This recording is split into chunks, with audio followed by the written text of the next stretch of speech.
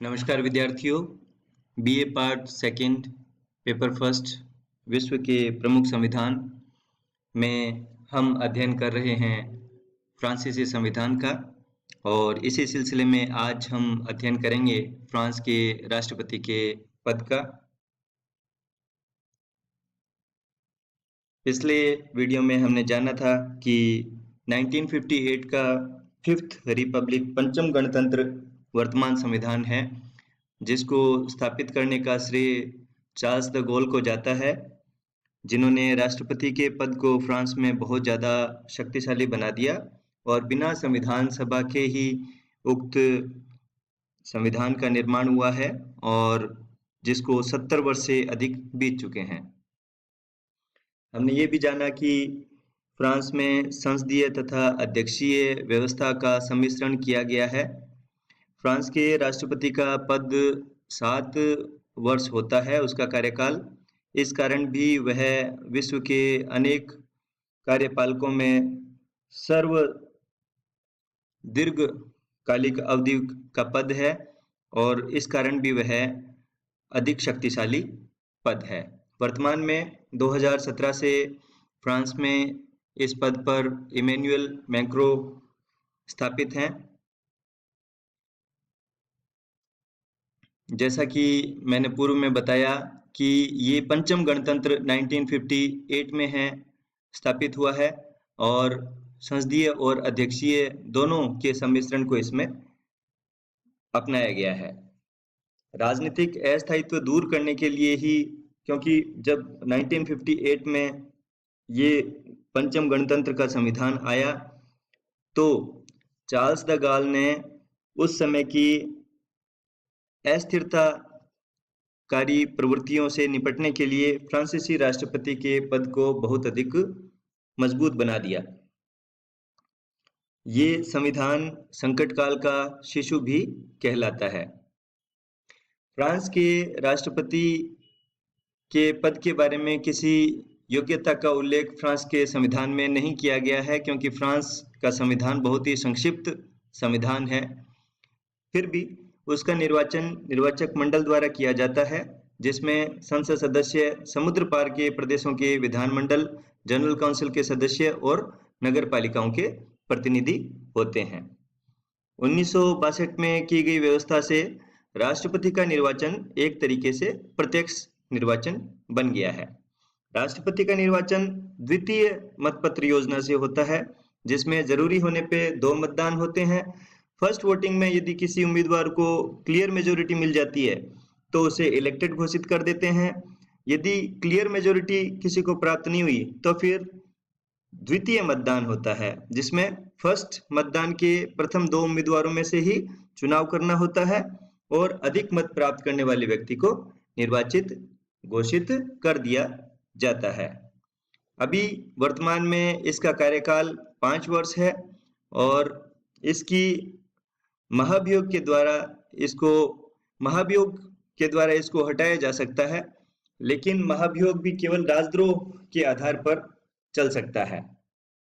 इसमें दोषारोपण का अधिकार दोनों सदनों को है, और प्रस्ताव खुले मतदान में दोनों सदनों के अलग अलग कुल बहुमत से पारित होने पर दोषारोपण की जांच उच्च न्यायालय द्वारा की जाती है।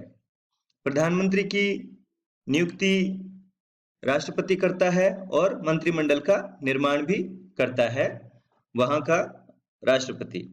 मंत्रिमंडल की बैठकों का सभापतित्व भी करता है, और मंत्रिमंडल की पूरी कार्रवाई पर नियंत्रण भी राष्ट्रपति ही रखता है। तो इस प्रकार आप देख रहे हैं कि प्रधानमंत्री की नियुक्ति और मंत्रिमंडल ये भी कौन कर रहा है? राष्ट्रपति कर रहा है। तो राष्ट्रपति भारत के राष्ट्रपति की तरह नाम मात्र की कार्यपालिका नहीं है, वास्तविक कार्यपालिका है, वास्तविक शक्तियों का उपयोग करता है।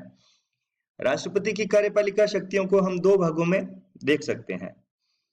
एक भाग के कार्यों के लिए राष्ट्रपति को मंत्रिमंडल का परामर्श जरूरी है, और दूसरे भाग में कुछ ऐसे काम हैं जिनसे संबंधित राष्ट्रपति के आदेशों के लिए प्रधानमंत्री या विभागीय मंत्री के हस्ताक्षर की आवश्यकता नहीं होती। संविधान की धारा 19 के अनुसार और संविधान की धारा 8, 11, 12, 16, 18, 54, 56 और 61 में वर्णित राष्ट्रपति के कार्यों को छोड़ के अन्य कार्यों के लिए प्रधानमंत्री और आवश्यक होने पर विभागीय मंत्री के हस्ताक्षरों की आवश्यकता होती है। यानी संविधान में ये अच्छे तरीके से लिख दिया गया है कि किन कार्यों के लिए प्रधानमंत्री या विभागीय मंत्री के हस्ताक्षर की आवश्यकता होगी और किन कार्यों के लिए राष्ट्रपति उन पर निर्भर नहीं है। इन धाराओं का संबंध प्रधानमंत्री की नियुक्ति, संसद को भंग करने, संवैधानिक परिषद का गठन करने और राष्ट्रपति के संकटकालीन अधिकारों से है। राष्ट्रपति को विधायी शक्तियां भी प्राप्त है, जैसे वो संदेश भेज सकता है, संसद का विशेष अधिवेशन बुला सकता है, विधेयक को पुनर्विचार के लिए भेज सकता है, विधेयक को सीधे रेफरेंडम के लिए भी भेज सकता है, राष्ट्रीय सभा को भंग कर सकता है। राष्ट्रपति प्रधानमंत्री और संसद के दोनों सदनों के सभापतियों के सलाह के बाद राष्ट्रीय सभा को भंग करता है और राष्ट्रपति की इस शक्ति पे 2 प्रतिबंध लगा दिए गए हैं। पहला, राष्ट्रीय सभा के पुनर्निर्माण के बाद 1 वर्ष के भीतर राष्ट्रपति उसे पुनः भंग नहीं कर सकता। और दूसरा, यदि राष्ट्रपति अनुच्छेद 15 द्वारा प्रदान की गई आपातकालीन शक्तियों के आधार पर काम कर रहा है तो राष्ट्रीय सभा को वो भंग नहीं कर सकता। तो इन 2 परंतुकों के साथ राष्ट्रीय सभा को भंग करने का अधिकार फ्रांस के राष्ट्रपति को है। पंचम गणतंत्र के संविधान की धारा 13 में साफ लिखा हुआ है कि राष्ट्रपति मंत्रिपरिषद की बैठक में राज्य के council grand chancellor of the lead of honour समुद्र पार क्षेत्र में सरकार के प्रतिनिधियों, राजदूतों, विश्वविद्यालयों के कुलपतियों, पदाधिकारियों, इन सब की नियुक्तियां करेगा। इस प्रकार राष्ट्रपति को नियुक्तियों की शक्तियां भी प्राप्त है। इसके अलावा वो विदेशी संबंधों के संचालन की शक्तियां भी रखता है, राजदूतों, विशेष दूतों और उनके प्रभुत्व की नियुक्ति करता है। विदेशों से आए राजदूत भी उसी के नाम से प्रमाण पत्र लेकर आते हैं। संधि, अंतर्राष्ट्रीय समझौतों, इनके बारे में भी उसका निर्णय ही प्रभावकारी होता है। अन्य कार्यपालिका प्रमुखों की तरह राष्ट्रपति को क्षमादान की शक्तियां भी है। न्यायिक शक्तियों में संविधान की व्याख्या करने का अधिकार है, न्यायपालिका की उच्च परिषद का सभापति है और उसके सभी 9 सदस्यों की नियुक्ति न्यायपालिका की उच्च परिषद के सभापति और उसके सारे 9 सदस्यों की नियुक्ति भी राष्ट्रपति करता है। संवैधानिक परिषद के 1/3 सदस्यों और उसके अध्यक्ष की नियुक्ति भी राष्ट्रपति करता है और उसे क्षमादान का अधिकार भी प्राप्त है। इसके अलावा राष्ट्रपति को संकटकालीन शक्तियां भी प्राप्त हैं। संकटकालीन घोषणा के साथ ही संसद का अधिवेशन स्वतः ही प्रारंभ हो जाता है और संकट काल में राष्ट्रीय सभा भंग नहीं होती है और नए संसद की बैठक स्थगित हो जाती है।